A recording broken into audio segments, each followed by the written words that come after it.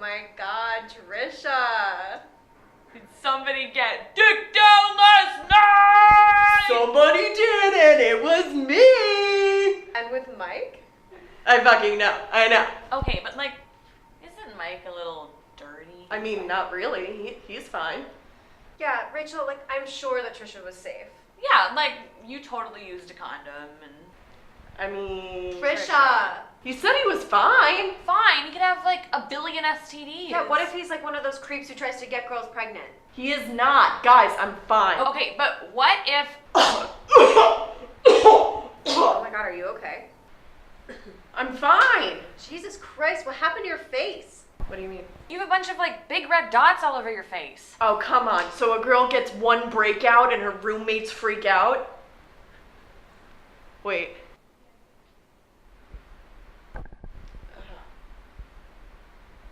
What just came out of your ear? Did Mike come in your ear? I don't think so. Oh, no worries. It's just yogurt, guys. Just yogurt? You know me, the sloppy eater. I was probably just eating some and it got in my ear.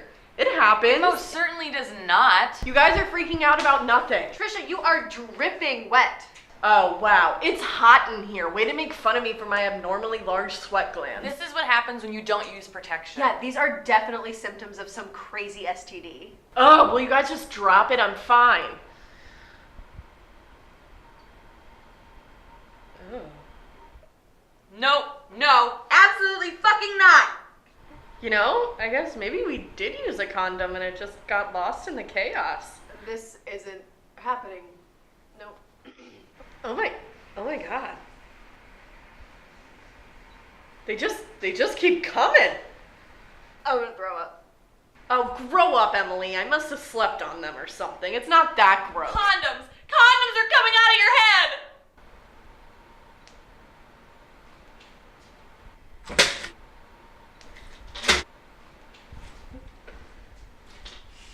Okay, that's it. Trisha, you are going to the doctor right now and getting tested. Guys, I'm fine. I'm not sure what that was, but it's not an STD. Trisha, you grew a beard in like 2 seconds. Something's wrong. I'm telling you guys, you're overreacting. Okay, I'm gonna ask you the most important question ever. The most important sex-related question there is. Did you pee after? You know what? I didn't. Mike. You transformed into Mike!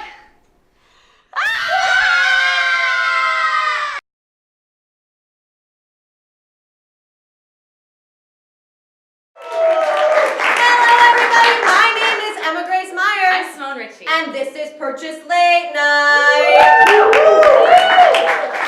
Republican Senate candidate Roy Moore is back in the news this week, and it is unfortunately not because he dropped out of the race and dug himself a panic room to live in isolation for the rest of his sad life. No, friends, this trash politician who has been accused of pursuing teenage girls in his 30s has adjusted his platform to appeal to conservative religious ideals, calling on the U.S. to restore its culture by, quote, going back to God.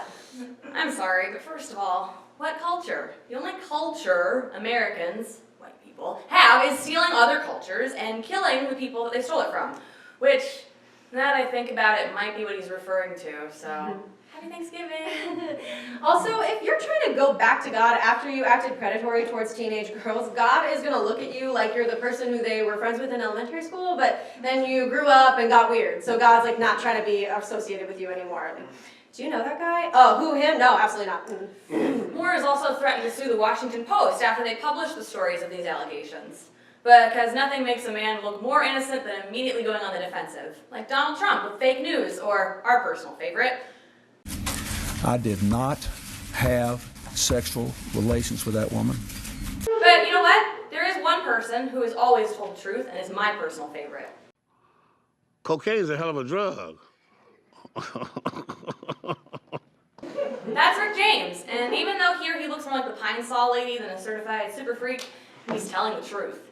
I can't believe it's come to this, but Roy Moore, be more like Rick James. Honestly, and in an unbelievable act of humanity, even Senate Majority Leader and deflated Pillsbury Doughboy Mitch McConnell has come forward saying that Roy Moore should drop out of the race and that even he believes the women who came forward against him. And hey, how about this, McConnell? I don't know how to feel about that. Honestly, I don't know how to feel about anything anymore. I don't know if I can feel anything anymore. I don't know if I should feel anything anymore. Speaking of Roy Moore, wow. Kari came under fire last week after pulling its advertising from Sean Hannity after the conservative talk show host's coverage of the Moore stories. Conservative supporters of Moore and Hannity have taken to Twitter with the hashtag #BoycottKari, posting videos of themselves smashing the coffee makers that they already own. Right-wingers have really redefined what it means to boycott something. Whether it's saying your name is Trump at Starbucks to protest cups that didn't shove their own Christian beliefs quite far enough down your throat, or cutting up Macy's gift card that they'll still have to pay the bill on at every end of the month, regardless of whether or not the store stocks Trump's daughter/concubine's clothing line. Trump supporters are really good at one thing, not knowing what the word boycott means. In other news, Stephen Hawking said at a summit in Beijing this week that the Earth will likely only be inhabitable for the next 600 years. And I don't know about you, but the Earth seems pretty uninhabitable as it is. Why bother worrying about the effects of climate change when there are still people who get on the elevator before the people inside get off? For that reason alone, I don't see why we should try to prolong the existence of the human race. And finally, former UK Scrabble champion Alan Simmons was accused of cheating by not pulling his new tiles according to regulation. Simmons has been banned from playing the board game competitively, but hey, in his defense, you can't do anything with all vowels. Yeah. Simmons was quoted saying that he will use the dismissal to focus on the more important things in life. I can only guess he's referring to literally anything other than board games, but I'm being told now that he's focusing on the game of life. All right, well, we have a great show for you guys tonight. I'm sorry, wait. Did we just get through the entire monologue without talking about something that Donald Trump did this week? Oh my god. I think we did. We did it, everybody! Oh my god! We only took 8 episodes in a test show, but we made it, America! Oh, thank God. Feels good. It does feel good. We did it. Great. We really do have a great show for you guys tonight. LU will be on to talk about their Cafe Con Leche event. Marquis X will be our featured guest this evening. And XoPayge will be our musical guest. Thank you guys for coming out. I'm ethnic. I'm ambiguous. See you in a second.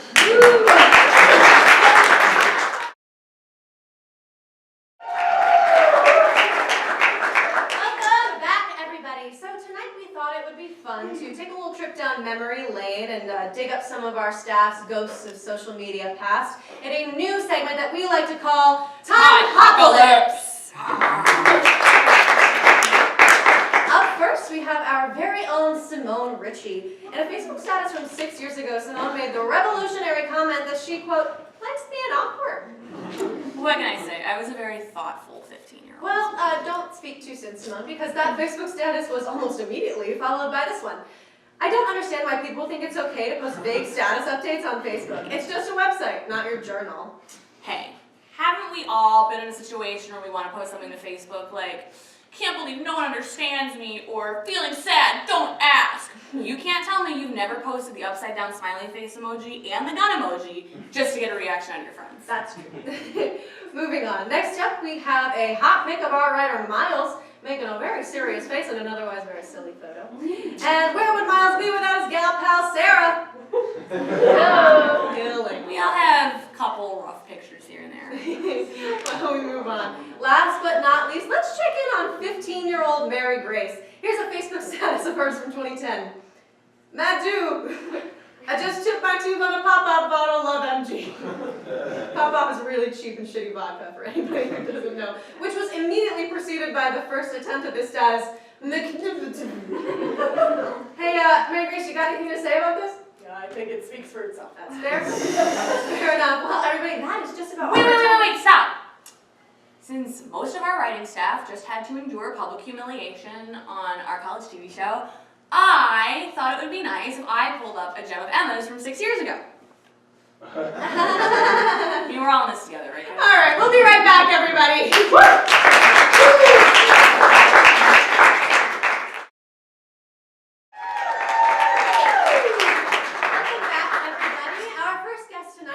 Stand-up on the show a number of times and also recently joined our writing staff. Everybody please welcome Nick Viagas. Thank you so much for having me. You're so welcome. So I understand that you guys have your next stand-up show coming up soon. Yes, so on December 2nd at 8 p.m. we will be having the final stand-up show of the semester. It'll By Pepsi. feature a lot of old favorites like Ian and Una, as well as like new people like Freddie and stuff like that, and maybe even Emma Myers, right? Yeah, maybe, probably not. So this is going to be your last show as the president of Stand Up Club, right? Yes, I'll be hosting. It'll sure to. Watch new episodes of The Mayor, Tuesdays at 9:30 on ABC. Be sure to be a really special time. I'm sorry. I don't mean to like interrupt the interview, but do you guys like hear that? It's like Oh, hear what? every time that it's like a man's voice every time you. Oh yeah, I started selling ad space during my speech impediment.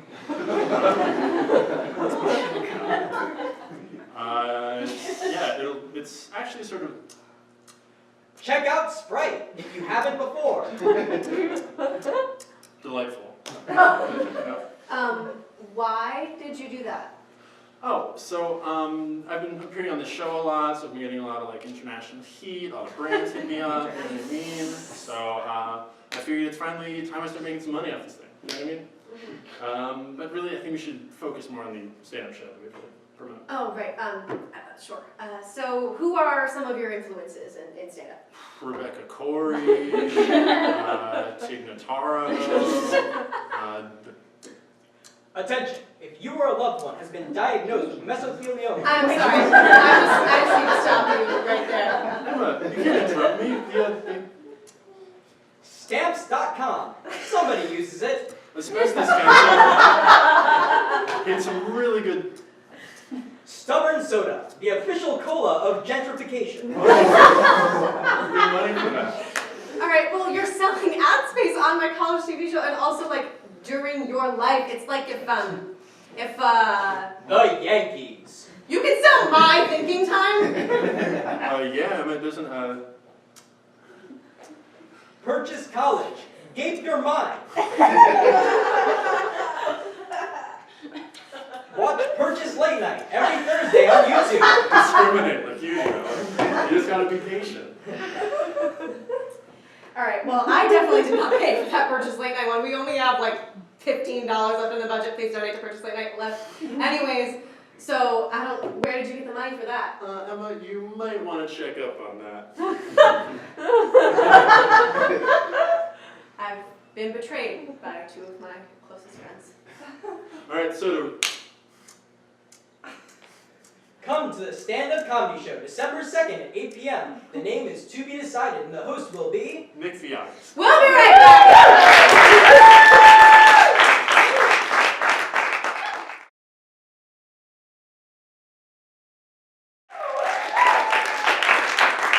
Welcome back, everybody. Our real guests tonight are two representatives from Latinos Unidos. Everybody please welcome Lorena and Kari.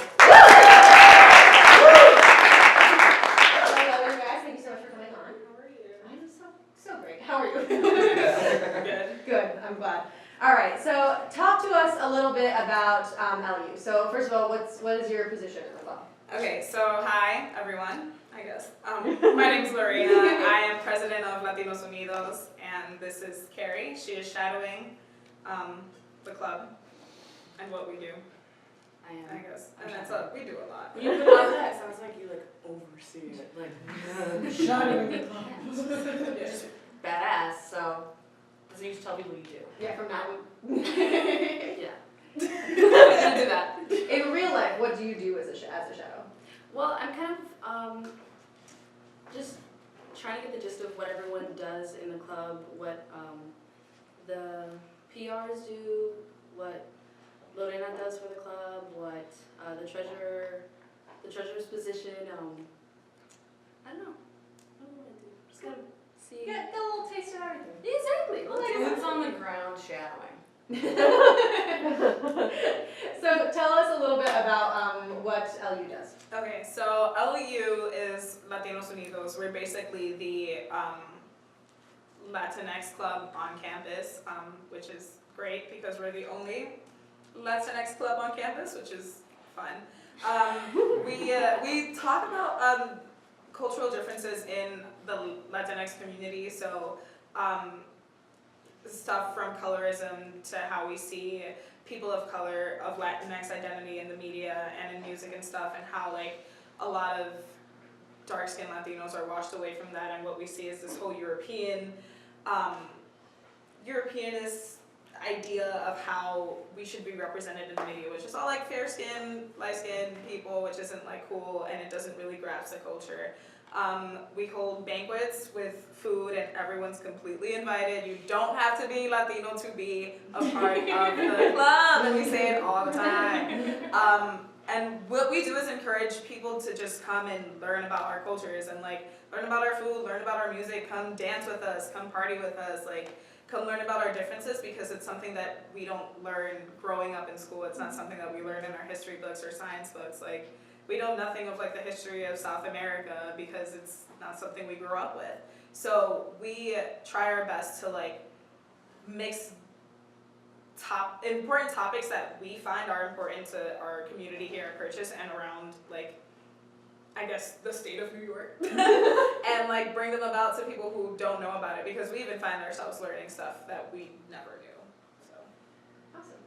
Well, cool. So you guys have an event coming up this Thursday. It's called Café con Leche. Tell us a little bit about that. So Café con Leche is our showcase event. It's like a little talent show, open mic thing, but not really open mic because we do auditions and stuff beforehand. So if you miss it. So it's a very closed mic. So we have performances. They're mostly student performers. Before we would have guest performers come in, but budgets. So I understand that. So we have student performers doing poetry, singing. I think we have a dancer. We invite everything. Awesome. Always want some comedy, so in the future, if you're ever interested, please make us laugh. And we also have an event on Saturday. Awesome. And that is called Sábado Gigante, which translates into Gigantic Saturday.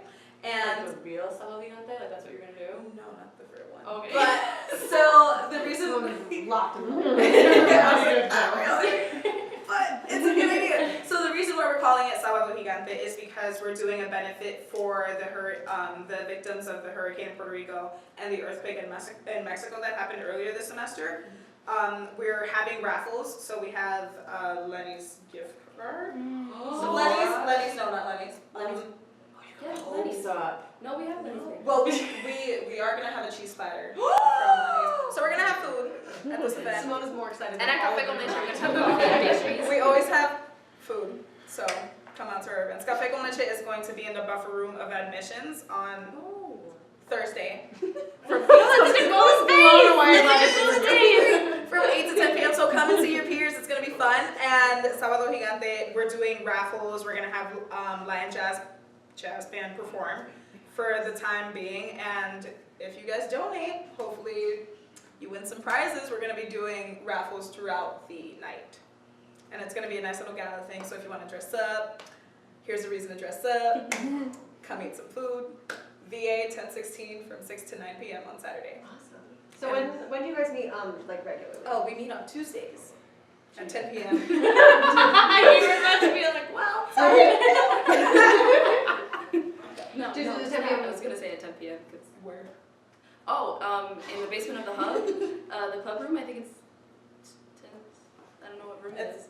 It's the club room. It's the 10:06, something like that. Yeah. All right, guys, so make sure you check out Café con Leche. That's happening, again, Thursday from 8 to 10 p.m. in the buffer room and admissions. And then Sábado Gigante, that happens on Saturday. Sábado, you guys get it. In the VA, room 1016 from 6 to 9 p.m. Thank you, Lorena and Kari. We'll be right back.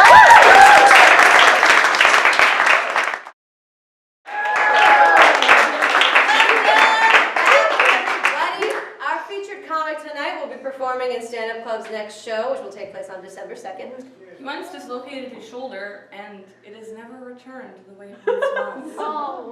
Everybody please welcome Marquis X. How's everybody doing? It's cold out there, ain't it? Matter of fact, let me rephrase that. Black people, it's cold out black people because out there's probably a white person in a crop top that heard that and was like, eh. It's too cold to be black, man. We're not made for this weather. So damn cold out there, no lie. I seen a polar bear robbing an Eskimo for his coat. He was like, give it up, motherfucker. I was like, give it up. What the fuck you holding your coat for? Can you believe this shit? The Eskimo saw me and asked me to help him. So I took the coat off for him and gave it to the polar bear. He was playing with his life. I'd rather be freezing and breathing than dead any day. You know? But you guys seen the World Series recently? Any baseball fans? Make some noise, baseball fans. You know, the World Series made me notice something, you know. Like, congratulations to the Houston Astros, but I noticed one thing, you know. Now that I'm 20, 20 is a funny age because when you were a kid, it wasn't that long ago, but at 20 you're old enough to notice things.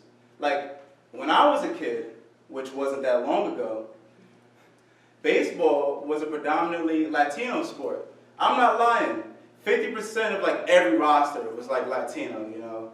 And then come now, you know, the Houston Astros, they started celebrating. And when they won, I expected the celebration to look like Cinco de Mayo in East Los Angeles or the Dominican Day Parade in the Bronx. They started celebrating and the shit looked like St. Patrick's Day in Bay Ridge.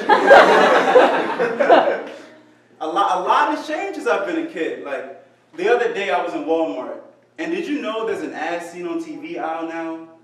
Like, what the hell? Because when I was a kid, which wasn't that long ago, as seen on TV products, that's exactly what the fuck they were. As seen on TV. Because you never saw that shit in real life. I'm telling you, it came to the point where, you know, remember the commercials you had? Zoo books, magic pens, ShamWow. You never saw this stuff in real life. I remember going to my friend's house because he had everything, and I'd go to his house just to see if he had it. I'd be like, hey Johnny, oh no, don't worry, I'm not coming outside, but you got that ShamWow? No? Damn, Johnny ain't got that ShamWow. Nobody got that ShamWow. Yeah, man, those damn infomercials, you know. And that changed too, you know, because when I was a kid, which wasn't that long ago, remember those medicine commercials? They used to just be bold, you know, with the side effects. You know, we all know that. They were just bold, and, you know. Now, they're bold to the point where it scares you. It's like, I was watching this antidepressant commercial the other day, and then it was like, stop taking if you experience growth of an extra liver, diarrhea, bleeding out of the eyes, and loss of a reproductive organ. And then it goes on to say, side effects may include. I was like, whoa. We're not going to play, we're not going to pause, we're going to rewind that. What the fuck? I thought those were the side effects. What the fuck are you going into this new list for? But those medicine commercials, you know, make me think. I think that's the same game that those Europeans ran on the Africans when they started the slave trade. It was like, oh, get on the boat. You get to go to see the new world. You get to expand your culture, meet new people. And there was probably a lot of Africans that were like, hey, Matumbo, I am going. I don't know about you, but I am going. That sounds really, really nice. That is for me. That is really, really for me. And then as soon as they got on the boat and the boat pulled off, it was like, side effects may include getting your foot chopped off, being stripped of your culture and your name, and taken away from your family. That is my time.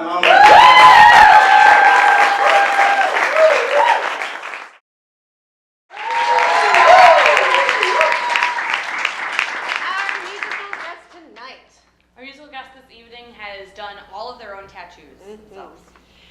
His album, Sad Syndrome, is now available for download. Everybody please welcome XoPayge.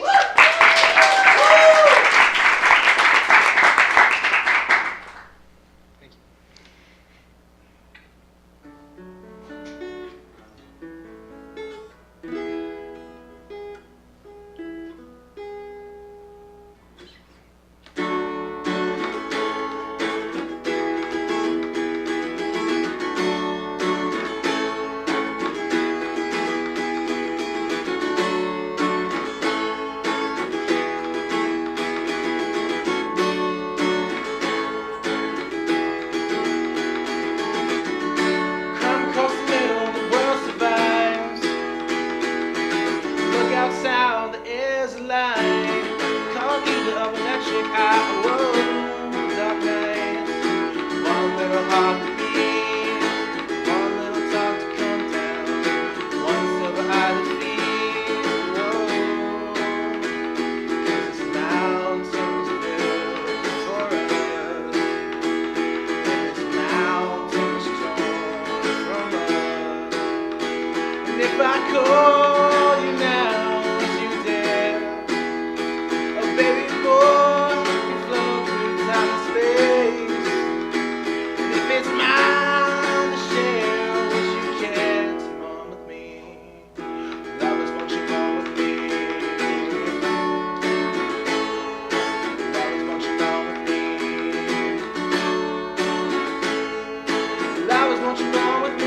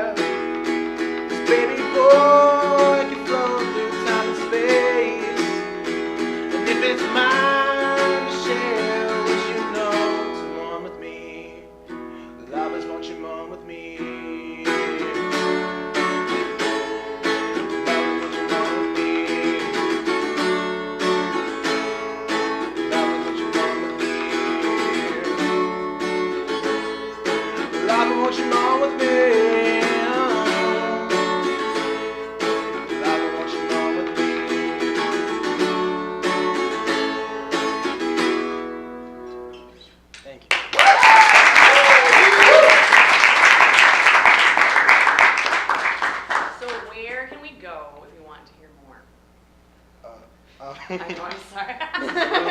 Cliche answer, but the SoundCloud and Bandcamp. Under XoPayge? Yeah, the weird thing about that is that its page is not spelled like the way you would usually spell page. It's Payge because I'm so interesting. I think you're interesting. Well, that's our show, ladies and gentlemen. Thank you guys so much for coming out. Please follow us on all of our social media. That's Facebook, Twitter, and Instagram. We'll be back next week with the all-new Thanksgiving show. We will see you then. Have a great night.